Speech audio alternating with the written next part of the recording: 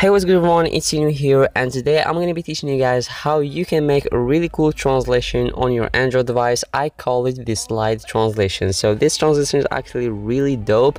When I discovered it, I couldn't believe how good it looked like. So I would like to share with you guys how we can make it so you vloggers and movie makers can actually use it, and if you use it correctly, it will look something like this.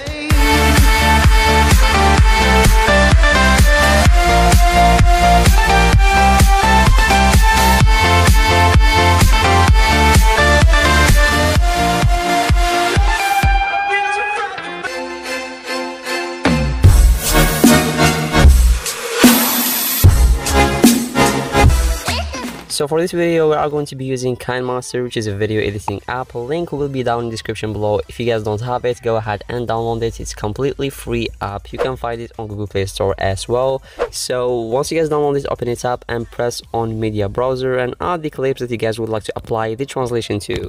So I imported the two files or the two clips into KineMaster, and as you can see, it looks something like this. So it's actually, you need to have a rhythm to make this translation, so make sure that it looks something like this. So basically, as you can see right over here, the camera slided right up to the sky and then came from the sky into the character, which is me rolling the ball right over here. You can put whatever object you want, which depends on your shooting environment conditions. So basically, the two clips have a rhythm that syncs into each other. So basically the first clip goes to the sky and the second one goes down to the sky. Also, be sure that when you are sliding the camera to the object that you guys would like to focus on, be sure that that motion is fast, so we kind of get some sort of blur that's going to camouflage the editing that we are about to do. So basically, go ahead and remove the areas you don't need.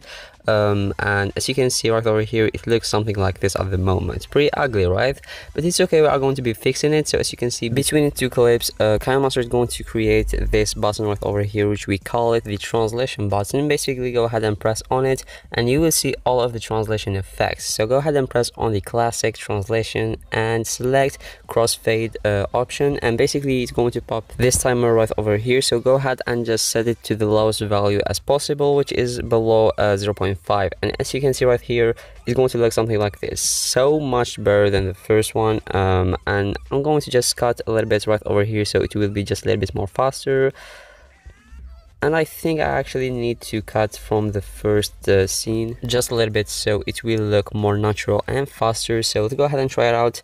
And that definitely look way better, but as you can see, we still have an issue right here. So between like the two clips, as you can see, like the sky doesn't have the exact same color, which is a huge issue. We are going to just basically fix it, which is going to be like really easy. So go ahead and select one of the clips, which is going to be the first clip for me, and go ahead now and just choose the option that says color filter, so which means that we are going to add a filter to that clip. There's a lot of filters right over here. You can actually use anyone. This one looks actually pretty sick, but I was shooting on the sunset, so it needs more orange look into it. So this looks actually dope, and go ahead and apply the exact same filter to the second clip, which actually going to give us this kind of similar look into the two skies. We already have the orange looking sky in both clips, but the second clip actually needs more color correction, which is basically the brightness and the contrast aren't like good, so the color adjustment will actually do. And I also just want to say that all the clips are different, so be sure to play with the color correction as much as you can until you find a better result. So as you can see right over here at the beginning of my project, I have this useless scene right over here, so I'm going to delete it just like this, and now the translation will look something like this. I hope it will look better, and definitely that looks so much better. And as you can see, I'm pretty much impressed with how good this translation can be. If you perfect it, it can be absolutely useful. And another use to it, you can actually use it in a scene when you are passing something to another person, so it will look something like this. Alright, so that was another swipe translation, and it looks pretty good, I guess. And as you can see, I have these two clips. I was holding the ball and then I just passed it to my friend, And as you can see right over here, this time I didn't just swipe the camera up to the sky, I did follow the ball in the fast motion, and then in the second clip I actually swiped the camera back into my friend and he pretended to grab the ball back.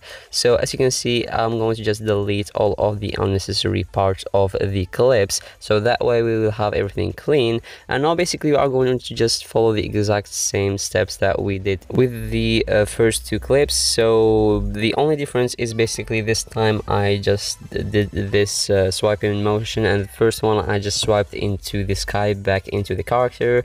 And as you can see, it looks good. And I just wanted to say like a quick tip: be sure that when you are swiping the camera, as I said before, you need to make sure that it is as fast as possible, so that way we are going to create a little camouflage to the viewer of that video, so he will not notice what we actually did right over here.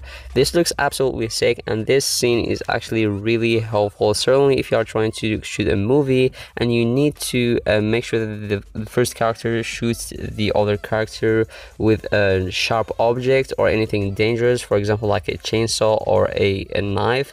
So you can't actually just film that in real life. You can't just grab a knife and just throw it at the second character. That's going to be absolutely dangerous. So instead of filming that in real life, which is going to be dangerous as I said, you can basically use this translation effect to fake that I did throw the sharp object at my friend. And you can get whole creative with this translation right over here, and it will look absolutely amazing. It will be so useful in so many scenarios. So before I end up this video, I just would like to say I want to give a huge shout out to my friend ABY for helping me making this video. He shooted the first scenes, so without him this video wouldn't be possible to make. I would like to say like a big thanks to him, and I want to say that I will leave his channel link down in description below. Please go ahead and subscribe to him, and let's see his reaction when we get him to something like 500 subscribers.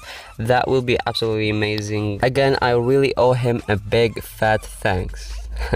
You got it, because he's fat. No, that wasn't funny. Okay, skip. Anyways guys, thank you guys so much for watching this video. If you did find this video helpful, be sure to go ahead and just drop a like down below. I would appreciate that so much. If you are new to my channel, be sure to go ahead and subscribe to my channel. That will mean the world for me. Thank you guys so much for watching this video, and I catch you guys next time. Peace out.